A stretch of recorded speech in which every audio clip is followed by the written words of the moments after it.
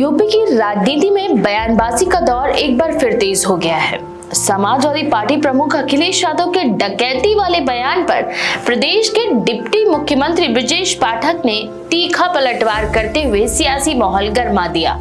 बरेली दौरे पर पहुंचे डिप्टी सीएम ने न सिर्फ विपक्ष पर निशाना साधा, बल्कि कानून व्यवस्था और विकास को लेकर राज्य सरकार का बचाव भी किया। उनके बयान को लेकर सत्ता और विपक्ष के बीच नई राजनीतिक बहस भी शुरू हो गई है। दरअसल हाल ही में अखिलेश यादव ने प्रदेश में कथित रूप से बढ़ती घटनाओं और सरकारी नीतियों को लेकर टिप्पणी करते हुए डकैती शब्द का इस्तेमाल किया था। उन्होंने यह आरोप लगाया था कि प्रदेश में जनता के साथ अन्याय हो रहा है और सरकारी तंत्र आम लोगों के हितों की रक्षा करने में विफल साबित हो रहा है।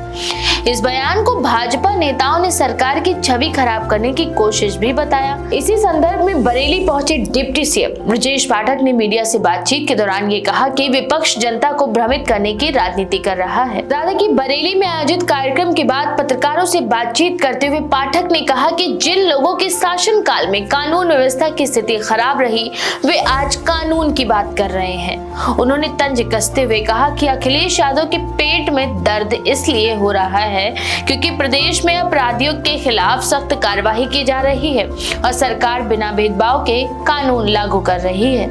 उनका कहना था कि जनता सब कुछ देख रही है और आने वाले चुनाव में जवाब भी देगी। डिप्टी सीएम ने दावा किया कि प्रदेश में अपराध नियंत्रण के लिए लगातार अभियान चलाए जा रहे हैं और पुलिस को स्पष्ट निर्देश दिए गए हैं कि किसी भी अपराधी को बख्शा ना जाए। उन्होंने ये भी कहा कि सरकार की प्राथमिकता कानून का राज स्थापित करना है, जबकि विपक्ष केवल राजनीतिक बयानबाजी कर रहा है।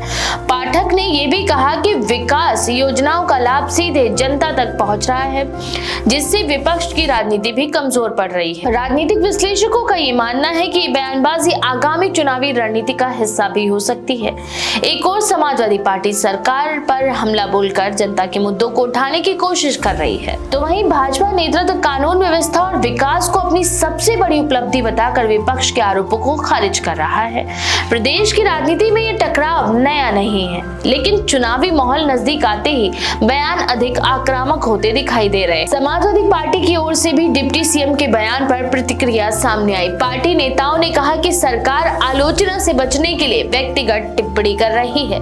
उनका ये आरोप है कि प्रदेश में बेरोजगारी, महंगाई और किसानों की समस्याएं अभी भी गंभीर मुद्दे बने हुए हैं, जिन पर सरकार जवाब देने से बच रही है। तो वहीं विपक्ष का ये कहना है कि जनता से जुड़े सवाल उठाना लोकतंत्र का हिस्सा है और इसे राजनीतिक हमला बताना उचित नहीं है। तो वहीं भारतीय जनता पार्टी के नेताओं ने डिप्टी सीएम के बयान का समर्थन करते हुए कहा कि प्रदेश में अपराधियों के खिलाफ कार्रवाई से विपक्ष असहज है।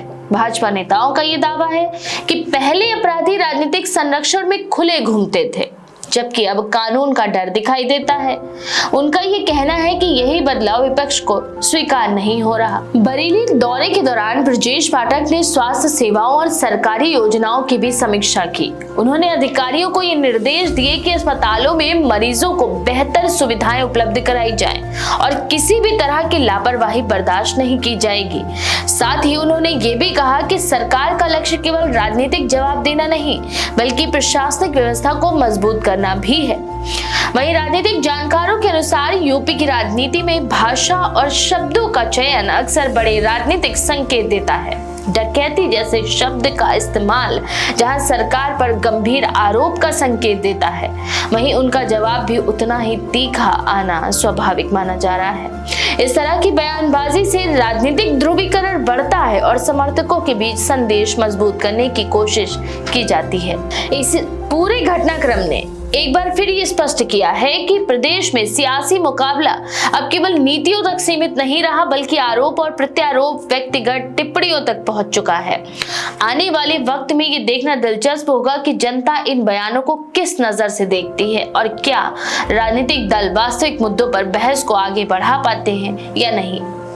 फिलहाल इतना जरूर तय है कि अखिलेश यादव के बयान और ब्रजेश पाठक के पलटवार ने यूपी की राजनीति में नई गर्माहट जरूर पैदा कर दी है। सत्ता पक्ष इसे विपक्ष की हताशा बता रहा है, जबकि विपक्ष सरकार की जवाबदेही तय करने की बात कर रहा है। राजनीतिक माहौल लगातार तीखा होता जा रहा है और आने वाले दिनों में इस बयानबाजी के और तेज होने की संभावना से इनकार भी नहीं किया जा सकता। तो इस बारे में आपका क्या विचार है? है? अपनी राय कमेंट में जरूर लिखें। ऐसी और भी खबरों के लिए देखते रहें भारत 19 एक्सप्रेस।